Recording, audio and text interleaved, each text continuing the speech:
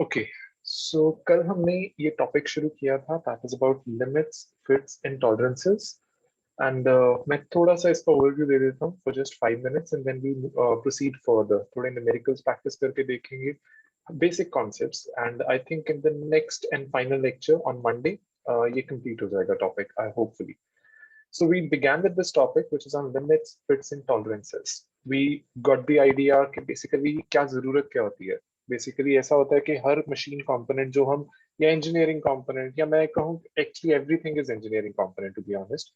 तो जो भी हम components manufacture करते हैं उनके size के अंदर एक natural variation रहती ही रहती है. But अब ये variation का effect क्या होता है कि हमें करनी होती है assembly. अगर ये कंपोनेंट्स की जो वेरिएशन है डायमेंशंस के अंदर अगर एक एक्सेप्टेबल रेंज से बाहर हो जाएगी तो हमारे कंपोनेंट्स की असेंबली अच्छे से नहीं हो पाएगी. For that we basically understood this like informal picture जहाँ पे एक बच्चा है जिसने 3 different size of jumper suits जो है ट्राई किए हुए हैं. तो हमने कहा कि यहाँ पे ये टाइट फिट बोला, इसे जस्ट फिट बोला, लूज फिट बोला. फिर हमने ये भी समझा कि हमने एक एनालॉगस शाफ्ट होल सिस्टम बनाया जिसमें हमने कहा कि any component that fits into the other component. जैसे ये बच्चा जंपर सूट के अंदर फिट हो रहा है तो ये शाफ्ट को रिप्रेजेंट करेगा. और ये जो स्लॉट्स होते हैं जैसे जंपर सूट इसके इसमें स्लॉट को रिप्रेजेंट कर रहे हैं तो उन्हें हम होल बोलते हैं. ये शाफ्ट होल सिस्टम के टर्मिनोलॉजी में हम बात करते हैं जो थोड़ा सा हमने यहाँ पे कैप्चर किया आइडिया. फिर हमने टॉलरेंसिंग का कंसेप्ट समझा कि हमने कहा कि tolerancing is actually used to control the variation that exist on all manufactured parts. तो ये सारा समझने के बाद क्रक्स यही था कि वेरिएशन होगी. मैन्युफैक्चरिंग प्रोसेसेस जब हम अप्लाई करेंगे किसी भी कंपोनेंट को बनाने के लिए, अगर मैंने बोला कि मैं एग्जैक्ट 10 का डायमीटर का पेन बनाना चाहता हूँ, वो एग्जैक्ट 10 कभी भी नहीं बन पाता because of some natural variations. But हम क्या चाहते हैं कि हम वो जितना क्लोज बाय है या हम जो वेरिएशन है उसको बाउंड कर सके. हम एक एक्सेप्टेबल रेंज के अंदर वर्क करना चाहते हैं, उसको एक्सीड नहीं करना चाहते. इसको हमने फिर समझा कि बेसिकली हमें एक ट्रेड ऑफ भी समझना पड़ता है कॉस्ट वर्सेस एक्यूरेसी का. कि अगर जिसके लिए हमने एक एग्जांपल दिया कि अगर हमारे पास एक हैंड ड्रिल है, लेट अस से इसके अंदर एक गियर है और यहाँ पे हमारे पास एक एयरक्राफ्ट का इंजन है उसके अंदर भी एक सिमिलर गियर है, तो जो टॉलरेंस मैं यहाँ स्पेसिफाई करूंगा वो टॉलरेंस मैं यहाँ पे नहीं करूंगा. अगर और लेमन टर्म्स में बात करें कि यहाँ पे टॉलरेंस मैं थोड़ी सी हाई रख सकता हूँ. मैं कहूंगा कि अगर बेसिक साइज मेरा 10 का होना चाहिए तो अगर ये बेवल गियर फॉर एग्जांपल इसकी कोई पर्टिकुलर डायमेंशन 10 के ना होके 10.1 भी है या 10.2 भी है, तब भी ये हैंडल काम करेगी. ठीक है, थोड़ी बहुत एक्यूरेसी में प्रॉब्लम आएगी बट स्टिल जो अपना डिजायर्ड पर्पस है पूरा कर पाएगी. पर ये चीज जब मैं एयरक्राफ्ट के ऊपर बोलूंगा तो मैं कहूंगा नहीं, ये जो डायमेंशन है 10 की ये बस 10.001 तक या 9.999 तक ही वेरी करनी चाहिए. इस रेंज से ये बाहर नहीं जाना चाहिए. ये इसकी एक्सेप्टेबल रेंज है, इसके बाहर मत जाओ. वो अपर डेविएशन है, लोअर डेविएशन है, क्योंकि यहाँ पे लाइफ एट रिस्क है. ठीक है, डिपेंड करता है कि क्या. यहाँ पे ट्रेड ऑफ क्या है. अब जितनी हम बेसिकली ये गैप को टाइट करेंगे कि मैंने कहा 10.001 अपर लिमिट हो गई, लोअर लिमिट क्या हो गई 9.999, तो ये बहुत टाइट गैप है, मतलब बहुत ही एक्यूरेट पार्ट है, मतलब बहुत ही कम टॉलरेंस है. तो इसकी cost of machining and measuring the dimensions will be also very high. वो हम यहाँ पे कॉस्ट बेयर करने को तैयार हैं, यहाँ पे ड्रिल के केस में नहीं तैयार. फिर हमने टॉलरेंसिंग की थोड़ी सी मैथमेटिकल स्ट्रक्चर को समझा कि बेसिकली यहाँ पे एक डिजिट जो है, यहाँ पे फर्स्ट डिजिट दैट इज 4.650, ये मेरा एक बेसिक साइज रिप्रेजेंट करता है कि ये मेरी इंटेंशन थी. अगर लेमन टर्म्स में बात करूं, मैं चाहता था कि ये 4.650 का हो, पर मुझे पता है कि कोई नेचुरल वेरिएशन आएगी आएगी, तो मैं कहता हूँ कि वो नेचुरल वेरिएशन अब मेरे को मेंटेन करना है, इस रेंज से बाहर ना जाए. जो भी पार्ट्स इस रेंज के बाहर बनेंगे दैट इज 4.650, सॉरी 4.653 के बाहर बनेंगे, इससे ज्यादा जो होंगे आई वुड से let's say 4.654, I will reject that component. या अगर इसकी लोअर लिमिट दैट इज 4.647, अगर इससे नीचे हुए आपकी डायमेंशन उस कंपोनेंट की, लेट्स से अगर वो होती है 4.646, मैं वो कंपोनेंट रिजेक्ट कर दूंगा. यहाँ पे ये अपर लिमिट और लोअर लिमिट के अंदर ही मुझे बेसिकली मेरे कंपोनेंट की डायमेंशन चाहिए. अगर इससे इस तरफ जाती है डायमेंशन या इसके इस राइट हैंड साइड पे जाती है dimension, that is not acceptable, you have to reject that component. ठीक है. फिर इस चीज के बाद हम आगे बढ़े और हमने बेसिकली यहाँ पे ये स्ट्रक्चर को थोड़ा सा ध्यान रखना, आज हम इसको फॉलो करेंगे कि ये मेरा एक बेसिक सा साइज है और ये मेरी basically upper limit, lower limit, या this is the range of variation that I intend to see. ठीक है, फिर हम आगे बढ़े, फिर हमने कहा कि फिटिंग को समझते हैं, इसको टेक्निकल टर्म्स में डेफिनेशन में भी डालेंगे, बट लूज फिट में मैंने क्या कहा था आपसे कि आपके पास शाफ्ट होल सिस्टम को हम रिप्रेजेंट करते हैं। शाफ्ट होल सिस्टम के अंदर अगर मैं लूज फिट की बात करता हूँ तो दैट जस्ट मीन्स कि आपकी शाफ्ट जो है, सॉरी, जो आपका शाफ्ट है वो होल के डायमीटर से छोटी होगी, और इन अदर वर्ड्स होल बड़ा, शाफ्ट छोटी। यहाँ पे होल किस चीज को रिप्रेजेंट कर रहा है? शर्ट को। बच्चा किस चीज को रिप्रेजेंट कर रहा है? शाफ्ट को। सो शर्ट बड़ी है और बच्चा छोटा है, होल बड़ा है, शाफ्ट छोटी है, that is a loose fit. Tight fit में केस उल्टा हो जाता है। यहाँ पे बेसिकली हम बोलते हैं आपकी शाफ्ट बड़ी है और होल छोटा है। ठीक है, होल छोटा है, शाफ्ट बड़ी है। इसको हमने एक एग्जांपल से जाते जाते लेक्चर यहाँ पे एंड भी किया था। आपकी सॉक्स, जो आप बेसिकली सॉक्स वेयर करते हो, वो एक टाइट फिट की एग्जांपल है। इन द सेंस आपका पैर जो है, जो बेसिकली फुट है, that will represent the shaft and the socks will basically represent the hole. तो यहाँ पे शाफ्ट बड़ी है, होल छोटा है, इसलिए टाइट फिट होती है। ठीक है, सो ये अंडरस्टैंडिंग जब हमने डेवलप कर ली थी तो हमने एक परफेक्ट फिट की बात भी की थी, जिसे मैं टेक्निकल टर्म्स में बोलता हूँ ट्रांजिशन। ठीक है, इसको हम आज समझेंगे कि इसे ट्रांजिशन क्यों बोलते हैं, क्या मीनिंग होता है। That is something that will look into. ठीक है, सो यहाँ तक हम कलेक्चर अपना खत्म कर चुके थे। आई होप किसी को डाउट नहीं होगा यहाँ तक। अगर कोई है तो आप पूछ सकते हो, otherwise I move further. Alright, so कुछ इंपॉर्टेंट टर्म्स हैं जो अब हम टेक्निकली समझने की कोशिश करते हैं। First of all, basic size. Basic size क्या होता है? This is the theoretical size that is used as a starting point for the application of tolerances. ठीक है, सो हर चीज का एक बेसिक साइज होता है। अगर इसको समझना चाहते हो तो मैं एक छोटी सी एग्जांपल देता हूँ। एग्जाम्पल क्या होगी? जैसे आपके शर्ट के साइज होते हैं। अगर आप अपने शर्ट के साइज को देखो मार्केट में जाके, यू ऑलवेज से भैया 38 साइज की शर्ट दो, 40 साइज की शर्ट दो, 42 की दो। मतलब अगर आप ध्यान से ये भी देखो, इवन नंबर में चलती हैं। ठीक है ना, 38, 40, 42। बहुत रेयर होता है कि कोई 39 या 41 का हो। यूजली जो स्टैंडर्ड साइज होता है, आई वुड से द बेसिक साइज, वो इवन नंबर में होता है। ठीक है, ऐसी शू नंबर हम जब देखते हैं, सो हम क्या कहते हैं कि 7 नंबर का शू हो गया, 8 नंबर का शू हो गया, 9 नंबर का शू हो गया, एंड सो ऑन। बट इसमें अब ये भी समझना जरूरी है कि बेसिक साइज के अंदर बहुत रेयर होता है। मतलब यहाँ पे पॉसिबल है, ऐसा नहीं है कि बेसिकली बेसिक साइज में आपके डेसिमल प्लेसेस नहीं आ सकती, बट जैसे शर्ट के साइज है, कभी हमने नहीं सुना कि भैया 40.2 साइज की शर्ट दो या 40.8 साइज की शर्ट दो।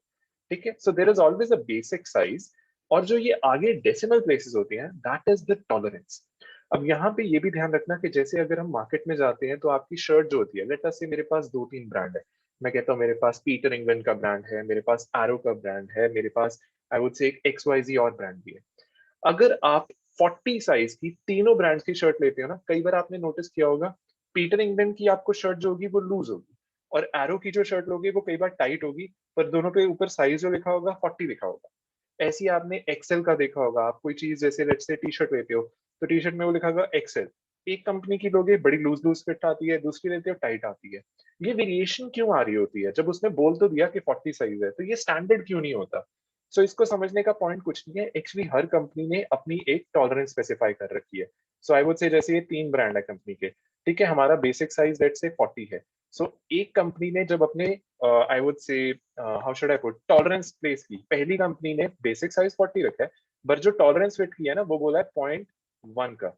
जो दूसरी कंपनी है उसने टॉलरेंस पता क्या दिया हुआ है? उसने दिया होता है 0.2 का। ये उनके अपने स्टैंडर्ड्स हैं। सो इसका मीनिंग क्या हुआ कि बेसिक साइज अगर 40 है तो ब्रांड वन की जो शर्ट होगी उसका जो साइज वेरिएशन आ रहा होगा that must be just like 39.9 या फिर 40.1 के बीच में वेरी कर रहा होता है। ठीक है, जो साइज कंपनी टू है उसकी ब्रांड की जो शर्ट होगी उसका साइज जो वेरी कर रहा होगा that would just be like I would से 39.8 या 40.2 में वेरी कर रहा होता है। So I am just trying to explain you basic size क्या होता है, टॉलरेंस का मीनिंग क्या होता है। ठीक है, nothing else. So this is the idea behind basic size, और हर कंपनी ने अपने अकॉर्डिंग एक टॉलरेंस जोन डिफाइन कर रखी होती है कि उनकी मैन्युफैक्चर्ड शर्ट्स किस रेंज में है। सो कोई अगर शर्ट ये कंपनी वन ने मैन्युफैक्चर की और उसका अगर साइज लेटा से गलती से 40.1 चला गया, 40.2 चला गया, they will actually reject this shirt. They will say कि नहीं, ये shirt नहीं market में जाना चाहिए. ठीक है? That is something that we need to understand. So I'll remove this. So this is the idea behind basic size. ठीक है? Actual size, that is the measured size of the finished part after machining. Basic size मैंने बोला था कि shirt का size 40 होना चाहिए. बनने के बाद निकला क्या, वो चीज को आप actual size से डिफाइन करते हो. ठीक है? So this is the basic definition. Basic size का, actual size का, ये simple है. I hope in example से clarity आ गई होगी. अब कुछ और terms को देखते हैं. एक है अब deviation. Deviation का मीनिंग क्या होता है? It is the difference between the actual size of the part and the basic size. ठीक है? Actual size कितना था, basic size कितना है, उन दोनों के difference को आप deviation कहते हैं और इसके 3 सब parts हैं. There is one thing that we call as upper deviation. There is other thing that we call as lower deviation. There is one thing that we call as fundamental deviation. So let's say अगर मैं बोलता हूँ upper deviation, उसका meaning क्या होता है? The difference between the maximum size limit and the basic size. So let us take an example. अगर मैं बोलता हूँ कि आपका basically I write this thing on the screen 50 plus minus I would say let's say 0.2. So can you tell me what's the upper deviation?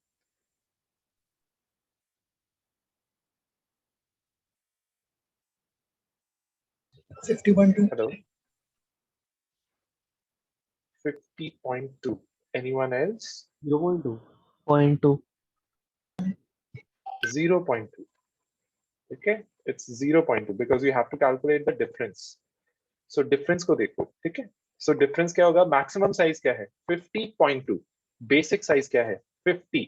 So आपका upper deviation जो होगा that will be 50.2. ठीक है? ऐसे ही I would say इसकी जगह ना एक और example लेते हैं जिससे आपको ज्यादा better समझ आएगा.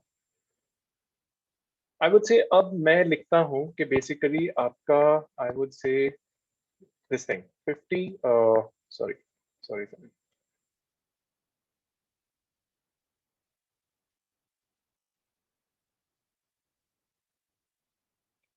I would say 50 क्या सॉरी एक चीज पहले आपको और एक्सप्लेन करनी पड़ेगी फिर आप समझ पाओगे. Can you tell me how should I specify the basic size? Let's say यहाँ पे ये नंबर आपने लिखे हुए हैं लाइक मैं टॉलरेंस और बेसिक साइज की डेफिनेशन को कैसे लिख सकता हूँ यहाँ पे? Can you explain me that? मतलब what should I write on the screen? Like अगर ये चीज दी हुई है मुझे तो मैं अपना बेसिक साइज और अपनी टॉलरेंस को किस तरह से स्पेसिफाई करता हूँ? हमने अभी लास्ट स्लाइड पे देखा है. Upper and lower range. Okay, so shall I write this 50 plus minus ये minus है, sorry, I'm क्या हो रहा है ये 0.2. Are you okay with this if I write this 50 plus minus 0.2? Yes. ठीक है. So let us say अगर मैं ये ना करके let me change the color. I would say if I take this one. अगर मैं ऐसे बोलूं कि इसकी जगह जहां पे ये दिया हुआ है if you were given something like 50 and I would say नीचे आपको दिया हुआ था 49.6. तो how should I write this thing now? अब क्या लिखूं? 49.8 plus minus 2. 0.2. आप कह रहे हो कि what I should write is 49.8 and the plus minus 0.2, right? Yes, sir. How many of you agree this is correct? Yes, sir. Yes, sir. What if I say that the basic size is given to be 50? Then the statement, is the statement correct? मैंने एक stipulation डाल दी कि यहाँ पे जो मैंने specify किया है आपका बेसिक साइज 50 है, मैंने ये बोल दिया. अब तो ये स्टेटमेंट करेक्ट होगी? No, sir. Upper deviation. So what should I do now to correct this? So then the upper thing has to be 50.6. 50.4, sir. 0.4. What if why are you thinking like this कि ये बराबर ही होना चाहिए कि ऊपर 0.2 जा रहा है नीचे 0.2 जा रहा है? मैं कहता हूँ आप इंजीनियर हो, आपने बोल दिया कि भाई ऊपर कुछ भी नहीं है और बस इतना ही वेरिएशन है, बस 50 मैक्सिमम होगा, 50 के 50.1 हुआ तो रिजेक्टेड, और 50 से नीचे आप 49.6 तक जा सकते हो। ये तो आपके हाथ में है ना, आपने डिफाइन करना है एक्सेप्टेबल लेना है या नहीं लेना। सो उस सेंस में अब सोचो, I am just adding like layers to the answer so that आप अंडरस्टैंड कर पाओ। तो फिर ऐसा 250 ऐसा हो माइनस सकता है कि 49.6 से कम ना हो। So, but the tolerance is always plus minus ना. So अगर हम 50 ले रहे हैं तो प्लस भी. सो लेट अस से जैसे ये वाला पार्ट था, ठीक है, इसकी एक नोटेशन मैं बदल देता हूँ, मैं कहता हूँ इसको ऐसे मत लिखो, आप लिखो 50 और फिर ऊपर लिख दो +0.2 और नीचे लिख दो -0.2। अब कोई फर्क है, यहाँ पे 0 डाल दो आगे। Sorry, I am using a mouse. Like do you get the idea? फिर वो 50 प्लस 0 हो जाएगा और माइनस 0.4 हो सकता है। यस, तो अब जब मैं इसे लिखूंगा, ये चीज को यहाँ पे जो मैं स्पेसिफाई करने की बात कर रहा था, इसको जब आप लिखोगे, आप एक्चुअली लिखोगे 50 और फिर लिखोगे +0 और नीचे लिखोगे -0.4। ठीक है, सो ये वाले जो नोटेशंस है ना, जहां पे ये आप basically, I won't say equal, I would से दोनों तरफ वेरिएशन कर रहे हो, आप 50 के ऊपर भी जा रहे हो, आप 50 के नीचे भी आ रहे हो, मैं बोलूंगा इसे टेक्निकल टर्म्स में, आप बाइलेटरल टॉलरेंस दे रहे हो। ठीक है, जब यहाँ पे मैं बात कर रहा हूं कि मैं 50 से ऊपर नहीं जा रहा और 50 के सिर्फ नीचे ही आ रहा हूं, मैं बोलूंगा कि मैं यूनिलेटरल टॉलरेंस दे रहा हूं, सिर्फ एक direction. Uni means one, bi means two. So ये पॉइंट समझने में दिक्कत कि जब मैं यहाँ पे स्पेसिफिकेशन दे रहा हूँ ना 50 ±0.2 की, तो मैं ऊपर भी जा रहा हूँ 50 के और मैं नीचे भी लेके आ रहा हूँ डायमेंशन को। So it's a bilateral tolerance and it is never suppose to be equal. Just हमको समझाने के लिए मैंने आपको समझाने के लिए ले लिया। I could have also used an example somewhere like 50 and then I could have said, I would say +0.3 यहाँ पे and -0.1. I can also say this, but this is also an example for bilateral tolerance. Okay, but this is the example of unilateral tolerance. कोई doubt है पूछ लो, ये थोड़ी सी tricky terms हैं, बाद में तंग करती हैं क्योंकि अभी इसमें ऐड ऑन करते जाएंगे हम टर्म्स, तो फिर थोड़ा कंफ्यूजन हो जाता है। अभी तक हमने बेसिक साइज समझ लिया, बायलेटरल टॉलरेंस समझ ली, यूनिलेटरल टॉलरेंस समझ ली, टॉलरेंसिंग की बेसिकली नॉमेनक्लेचर समझ लिया कि कैसे लिखते कैसे है। सो कोई डाउट है तो पूछ सकते हो, नहीं तो फिर मैं नेक्स्ट स्लाइड पे शिफ्ट करता हूँ। ठीक है, shall I move to the next slide? All good? Okay. Yes, sir. इसको मैं erase कर दूं। ठीक है, सो यहाँ पे अब लेट्स अंडरस्टैंड डेविएशन। जो अभी हम कंसेप्ट पीछे सीखने आए हैं उसके रिगार्ड में बात करना शुरू करते हैं कि जैसे आपने अपर डेविएशन आइडेंटिफाई कर लिया था, मैं अभी लिख देता हूँ लेट अस से आपकी डायमेंशनिंग को मैं कहता हूँ 50 और ऊपर मैं बोल देता हूँ लेट अस से +0.2 एंड -0. आई वुड से 1। ठीक है, सो यहाँ पे अपर डेविएशन क्या होगा इस केस में, what would be the upper deviation? Correct, ठीक है, इसका 0.2 होगा, करेक्ट है। लोअर डेविएशन क्या होगा? The difference between the minimum size limit and the basic size. So what would be lower deviation? हाँ, 0.1. 0.1। सो इसमें 0.1. ये बात आपने, हाँ डेफिनेटली 0.1 करेक्ट आंसर है। इसमें आपने एक चीज जो है करेक्टली आइडेंटिफाई की है कि when we say deviation we do not take into account the negative sign. आप पे वैसे बेसिकली अगर देखा जाए मिनिमम साइज जो है that is 49.9 and 49.9 -50 is equal to -0.1, but we are talking about the term which is we call as deviation. Deviation की बात हो रही है, deviation is never into a sign, it is always positive, तो the answer is 0.1। अब मुझे ये बताओ कि what is fundamental deviation, the deviation closest to the basic size, what would be that value? 0.1. So 0.1. Sorry, it is 49.9. yes, it's 0.1. It is actually 49.9. यहाँ बस यही confusion होता है। ठीक है, it is 49.9. This is the fundamental deviation. ठीक है, ये this is how we define it. We don't say 0.1. वो हम upper deviation और lower deviation में subtraction करते हैं, यहाँ पे हम fundamental deviation would be 49.9. ठीक है, सो ये कुछ टर्म्स हैं, इन्हीं के बेसिस के ऊपर आपके न्यूमेरिकल्स वगैरह बनते हैं। इसको थोड़ा सा आई वुड से आपका एलएमएस के ऊपर कंटेंट बहुत अच्छे से दिया हुआ है, वहां पे बहुत सारी एग्जांपल्स और भी हैं।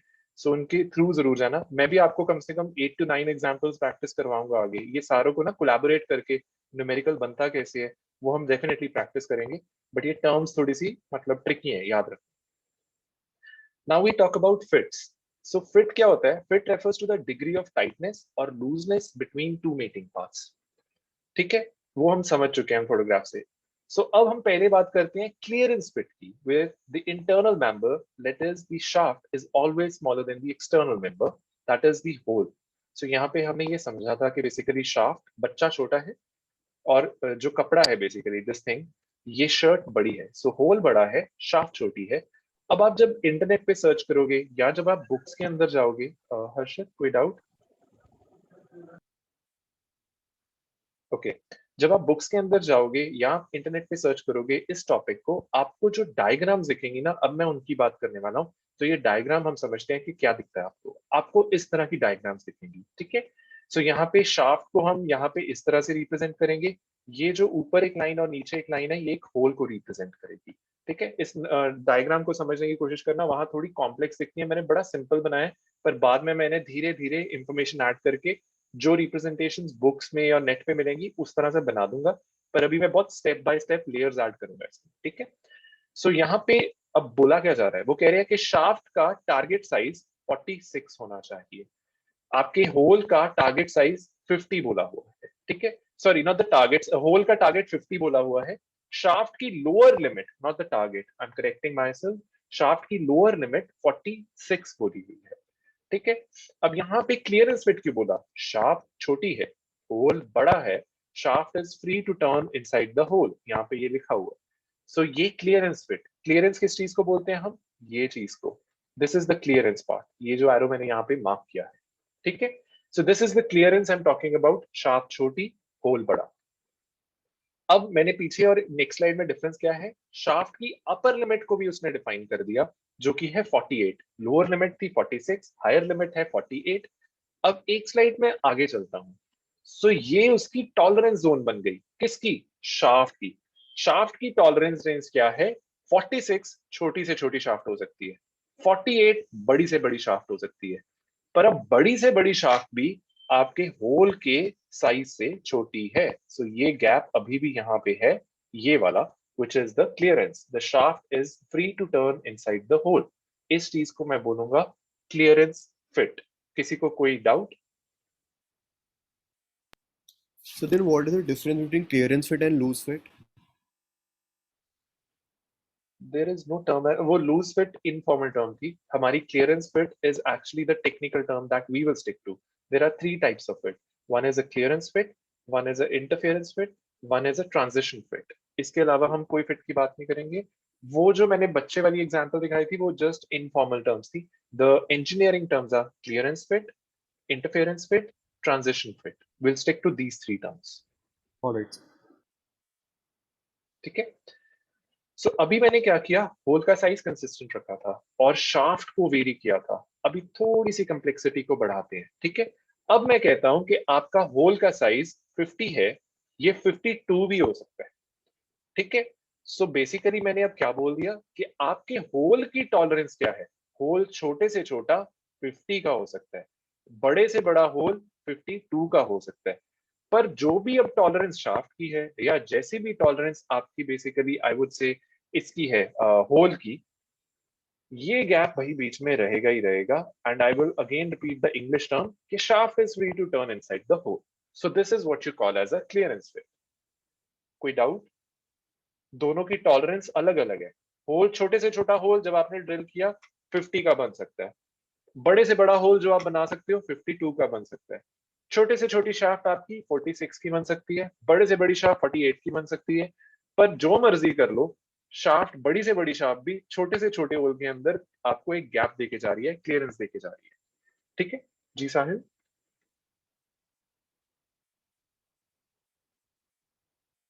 ओके, तो अब मेरे को, अब आप आंसर करो, मैक्सिमम क्लियरेंस कितनी होगी? If I see a term maximum clearance, आप क्या अंडरस्टैंड करते हो? मेरे को आंसर के टर्म्स में बताओ। यहाँ पे सारे numbers हमारे सामने हैं. What is the maximum clearance according to you guys? 6. Okay, 6. Just raise your hands if you guys believe the answer is 6. Maximum clearance. Just one person. या तो concept समझ नहीं आया या फिर कोई दूसरा आंसर है मन में. सिर्फ 2 लोग.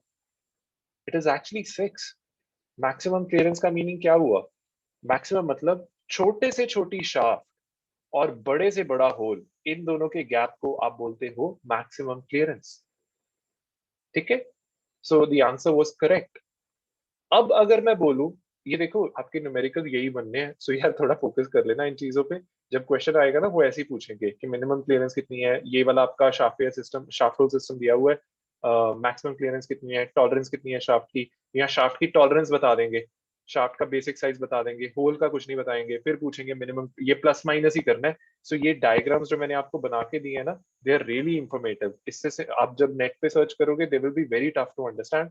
तो यहाँ पे धीरे धीरे मैंने लेयर बाय लेयर ऐड की हैं चीजें, आप इजीली समझ सकते हो. नहीं तो टेक्निकली बुक में जाओगे ना बहुत टफ होता है एकदम से. तो अगर अब मैं पूछता हूं कि मिनिमम क्लियरेंस कितनी होगी, तो आप क्या आंसर करोगे? 2. 2.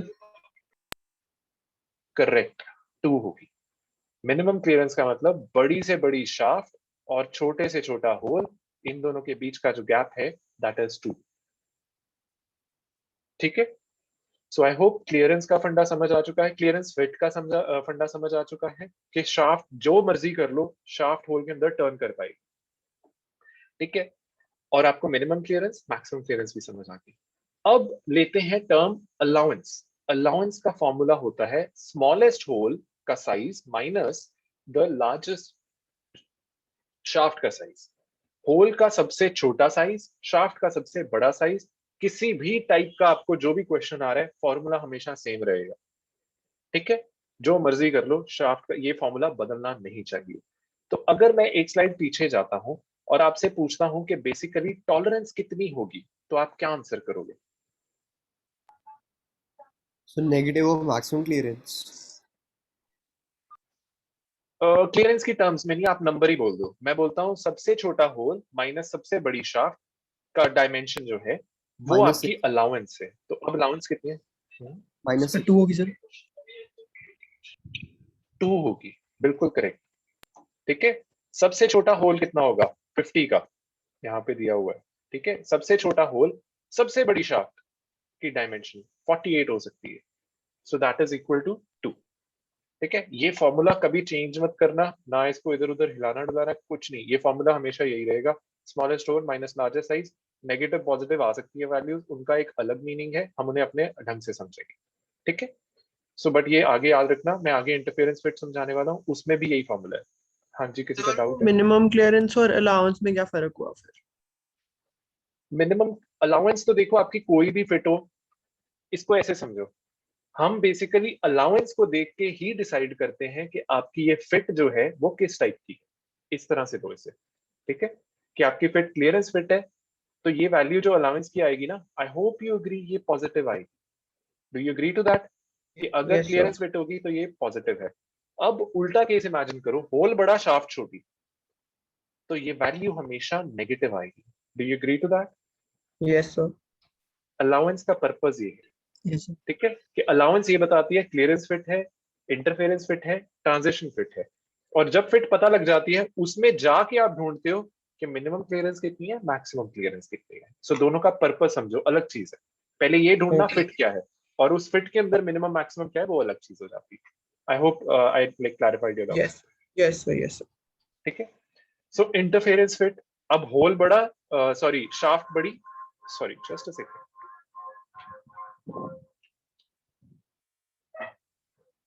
just one second, actually I need to search it. Can you guys, I need to share it again, I think.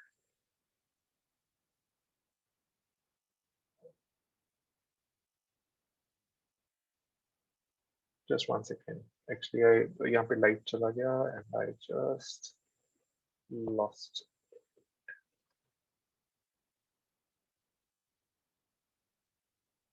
Can you guys see my screen?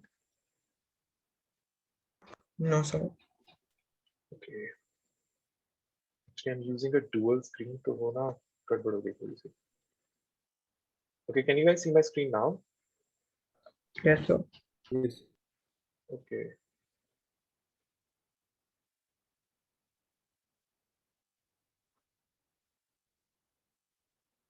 Okay, I think I need to. Sorry. Just give me a second.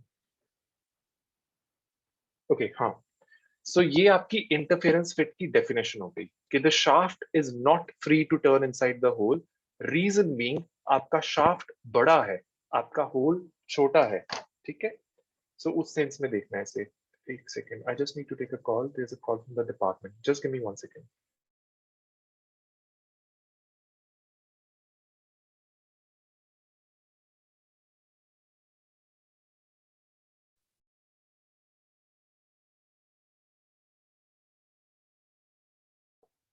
Sorry guys, मैं आपको ना next week ये complete कराता हूँ. I have some.